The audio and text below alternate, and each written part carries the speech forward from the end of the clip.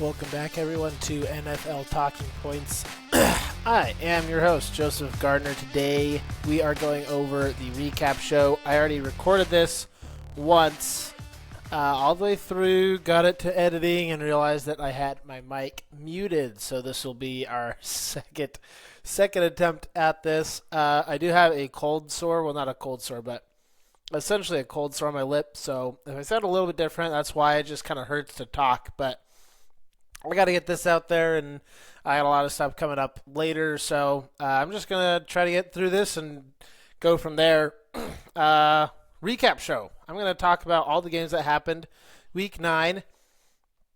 I've already talked about Thursday Night Football on a previous episode. Maybe it was with Matthew R. Scott. I don't remember exactly where, but we'll not talk about that. We'll just talk about everything else, starting with my Green Bay Packers losing to Carolina, unfortunately, in Lambeau, lost 16-13. Panthers pull off the victory. How did that happen? Packers missed a field goal, fumbled in the red zone. They went for it on 4th and 8 in the red zone, or not in the red zone, but in easy field goal range. Missed that. Love threw a pretty bad interception into triple coverage on a first down, and after all of that, they only lost by 3. Essentially, Packers just kept shooting themselves in the foot over and over again, and because of that, the Panthers come out with a win. For me, I'm not that concerned. It is somewhat concerning that the Packers have now lost to the Browns and the Panthers in similar situations where they just couldn't get ahead early, got behind, and just couldn't. I don't know. This Packers team definitely has some issues, but I think they were just one-time issues that just happened twice, if that makes sense. Next, we'll talk about the Lions and the Vikings staying in the NFC North. The Vikings won the line of scrimmage the entire day on both sides of the ball, and that's what ended up winning them the game. Another upset, Vikings win 27-24 in Detroit. The Lions also had a blocked field goal. A field goal blocked that was returned for a decent amount. Gave the Vikings really good field position on a score. After everything is said and done, the Vikings, again, still only lost by 3, but a loss is a loss, and I think similar with the Packers, I don't think that's who this Lions team really is. Just a bad day where they were just getting cooked all day on the line of scrimmage on both sides of the ball. The offensive line looked bad. The defensive line couldn't get home to J.J. McCarthy, so that's how the Vikings won this one. Next, we're going to talk about another upset. Just so many upsets this week. The Colts lose to the Steelers. Go into this one, the Colts are on the road, but they go into Pittsburgh and lose 27-20. Somehow the Colts lost this only by 7 points, even after multiple, way more issues. They had a muffed punt that gave the Steelers the ball on their own, 20 or 15-yard line. The Steelers ended up going for it, didn't score any points off of that one. But by the end of the first quarter, the Colts had 10 first downs, and the Steelers had 0. That pretty much sums up what this game felt like until the turnovers just kept coming from the Colts. T.J. Watt forced a turnover. Indiana Jones threw a bad interception right into a linebacker's hands. There was an unlucky pass that was blocked and then tipped up in the air and caught by a Steelers defensive lineman. Alex Highsmith also had a forced fumble. I mean, the Steelers defensive line came to play and won them the game. Another interception by Daniel Jones that was just a little bit high. Didn't feel like that was completely on him. I feel like it was 2 of his receivers were in the area. Both of them felt like they should have been able to get to it. I don't know. Either way, so many turnovers, and the Colts end up losing. The Colts go from the 4th easiest schedule so far this year to the 5th hardest. So it doesn't get any easier from here, Colts. Put on your bootstraps and get going. On a previous podcast, we had Matt Backlund and Matthew R. Scott on, and I'm a Packers fan. Matt's a Lions fan. Matthew's a Colts fan. We were talking about how nice it is to have all of our teams on top, and all of our teams lost this week. So we won't be doing that anytime soon. Uh, next, we'll talk about the Giants game. The Giants hosted the 49ers in MetLife Stadium. They ended up coming away with a loss 24-34. The score pretty much just shows what this game was. The Giants missed a field goal at one point. Mac Jones looked great. The 49ers got a run game going against this Giants defense, which it doesn't say a lot. This Giants defense has been pretty bad against the run most of the year. Christian McCaffrey, always really good at football. he carried this team today. He had one touchdown and catch and one touchdown run. He breaks the record for how many games a player has a receiving touchdown and rushing touchdown with 16 games. Breaks the NFL record for that. And on the Giants side, just too many injuries, not enough work around Jackson Dart, but he came to play. He reminds me a lot of Josh Allen, just in the way that he runs and the way that he plays. He's not as good as Josh Allen by any means, but just kind of similar player. Next, we'll talk about the Texans and Broncos game. Texans probably should have won this game. The reason the Broncos won was because of their defensive line, which is kind of what I expected. One of their field goal, they missed a field goal, and it was because of a bad sack that Stroud took that put him kind of farther back for the field goal, and that it led to a missed field goal. On the thing after that, the Broncos have their field goal blocked, so both teams don't come away with points in either of those drives. But I mean, the Texans just kept shooting themselves in the foot. On fourth and a half inch a half a yard from the goal line, they're going for it on fourth down, just a QB sneak. False start, pushes them back 5 yards. They end up kicking a field goal. That takes 4 points off of the board. They had another opportunity on the 2-yard line to score a touchdown. A holding call brought that back to the 12. They ended up kicking a field goal on that drive as well. Those two small penalties took 8 points off of the board for the Texans, and that ended up pretty much being the difference. The Broncos had a muffed punt that ended up giving the Texans another free 3 points, and then most of the way through the game, or halfway through the third quarter, Stroud goes out with a concussion from a kind of a late hit on a slide, but the rules analyst and everyone was saying that it wasn't a flag, so the flag was picked up, but I can see why Texans fans would be pretty upset that C.J. Stroud goes out with a concussion, looks like a bad hit, and they didn't even flag the guy for it. So after C.J. Stroud went out, I think that pretty much sealed the game. Broncos, again, coming in clutch in the fourth quarter. We'll see how long the Broncos can keep winning games by starting slow and coming back at the end. Next, we'll talk about the Jaguars game against the Raiders. This game went to overtime, but we'll get there. We'll start with Trevor Lawrence gets the ball, and the Jaguars get to the 2-yard line, ready to score in the red zone, and he throws it directly at a linebacker. I mean, two Raiders linebackers are right there next to each other. He throws it to either one of them to catch. One of them catches it. Just a really, really bad interception by Lawrence.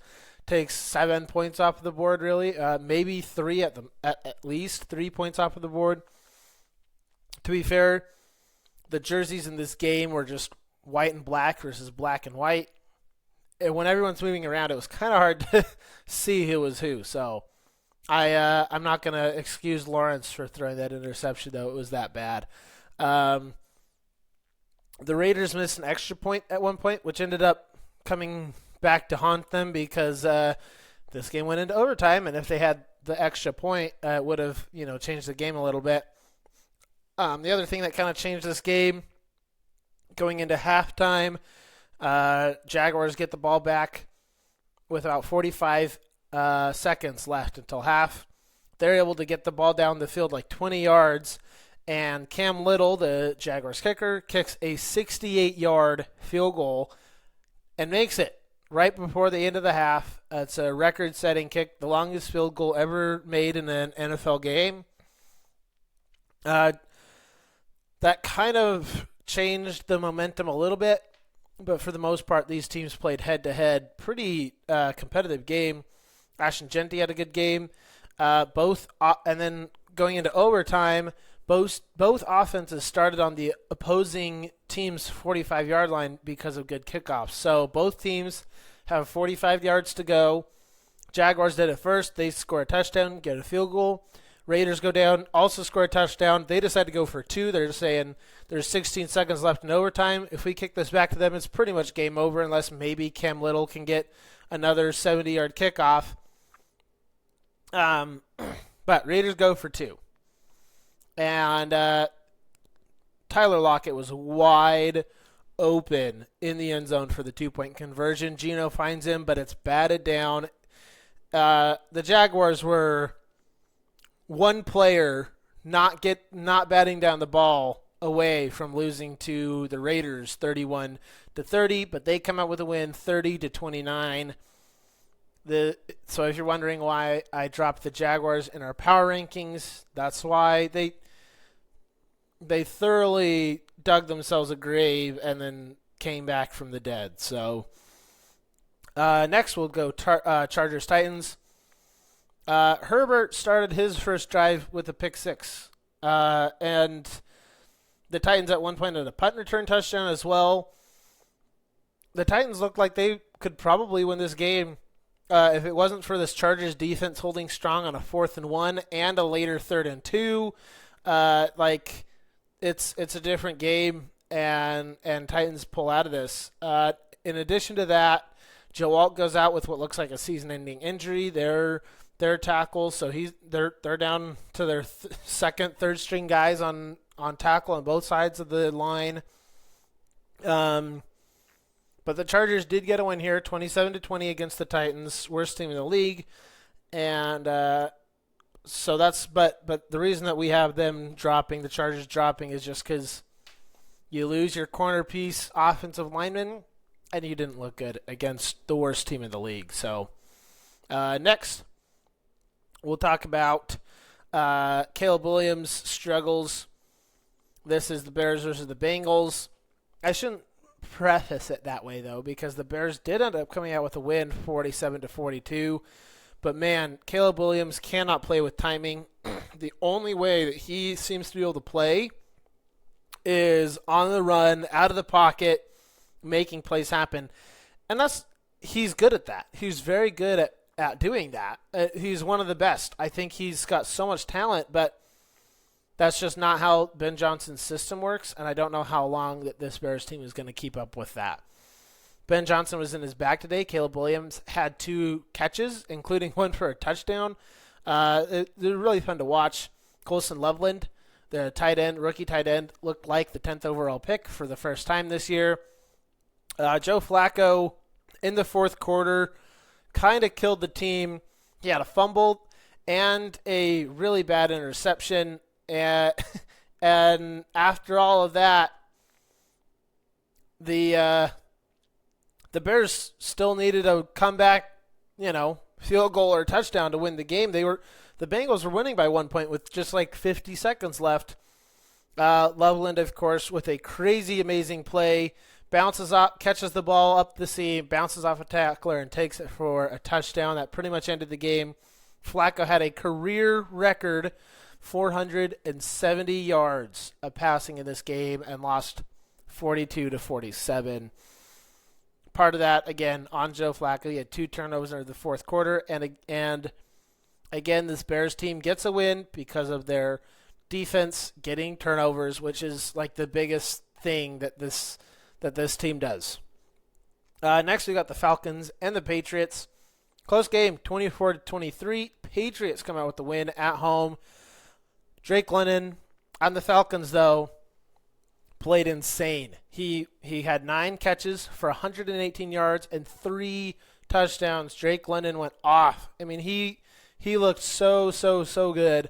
No one could cover him. He was making every contested catch. And the Falcons end up losing by 1 point because the game-tying extra point was missed. It should have been 24-24. The Falcons miss an extra point, and that makes the game. That makes them lose the game.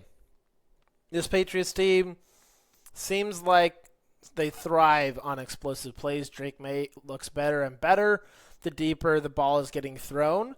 So I think teams that can stop the explosive plays have a really good shot against this Patriots team, but no one has been able to do that so far. Next, we'll talk about the Saints and the Rams. The Rams hosting the Saints in SoFi Stadium end up coming out with a win, 34-10. On the Saints side, I think Taysom Hill should be more involved in the offense. It seems like he's got a lot that you can do with him, and you just don't see him very much. Rashid Shaheed looked awesome. He seemed like the go-to receiver for Tyler Shuck, which is unfortunately for Shuck, he's now not on the Saints. He's on the Seahawks. So Shaheed is going to be a really good addition for the Seahawks. And for the Rams, they look as good as ever. They did miss 2 field goals, so it could have been 40-10. It's even worse than it even looked on the score. So, yeah, Rams are such a good team, Super Bowl caliber team. Next, we'll talk about the Chiefs and the Bills. I picked the Chiefs to win this, and I came out incorrect. The Bills come away with the win at home, 28-21. Mahomes had the opportunity to go and tie it up at the end. There was a bad interception into double coverage. And more than that, I think the reason the Chiefs lost this game is they can't really run. The Bills' weakness, their only weakness is run defense.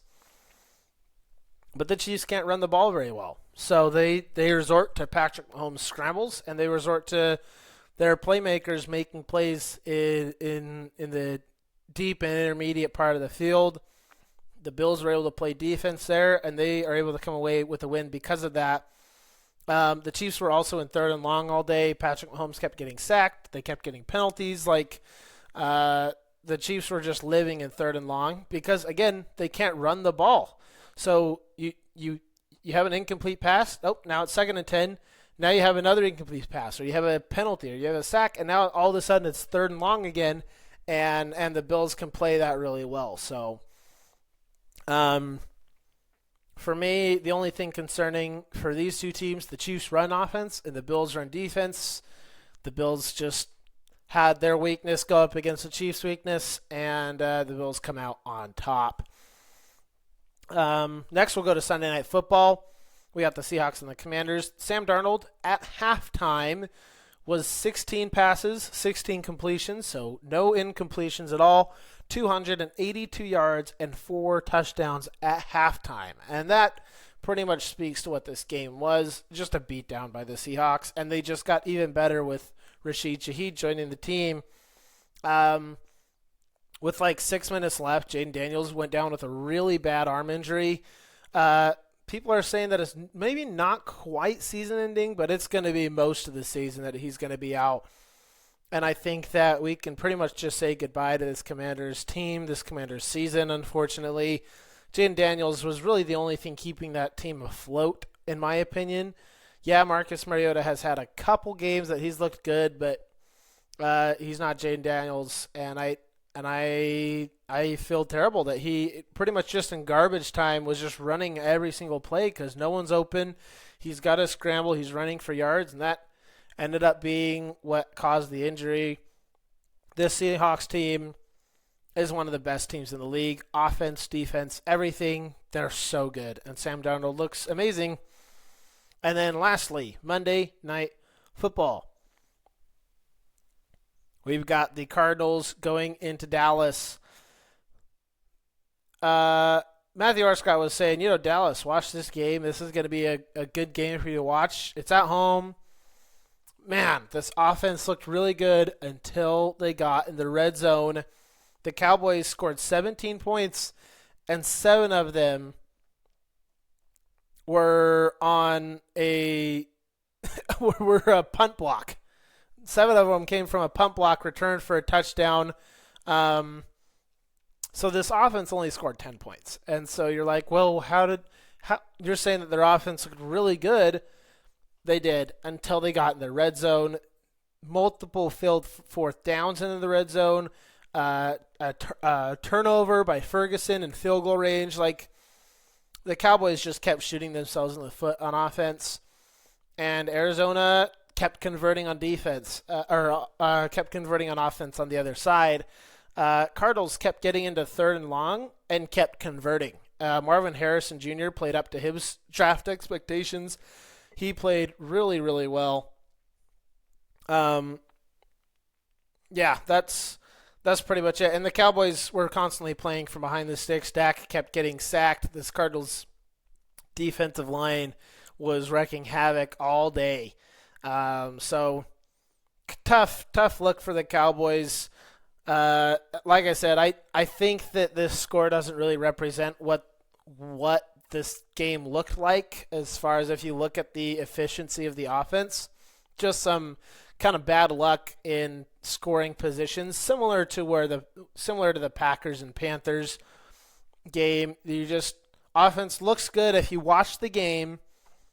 The offense looked good and just had a few miscues in scoring range that ended up losing points and losing the game.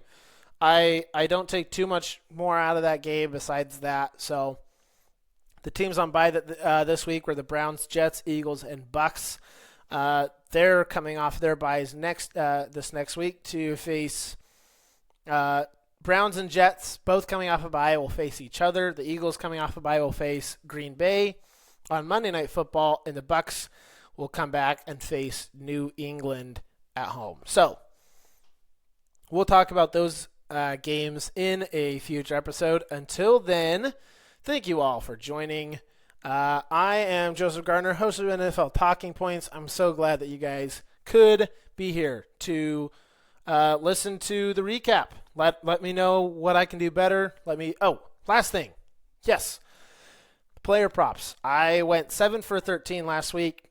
2 of the players didn't end up playing or got injured halfway through, so I just took those off the board. So in total, I went 7 for 13 on my player props. Not exactly where I want to be, so hopefully this week I can get you some better bets to make or not make you do what you want to do. So that's it for me today. Thank you, everyone. Keep the call.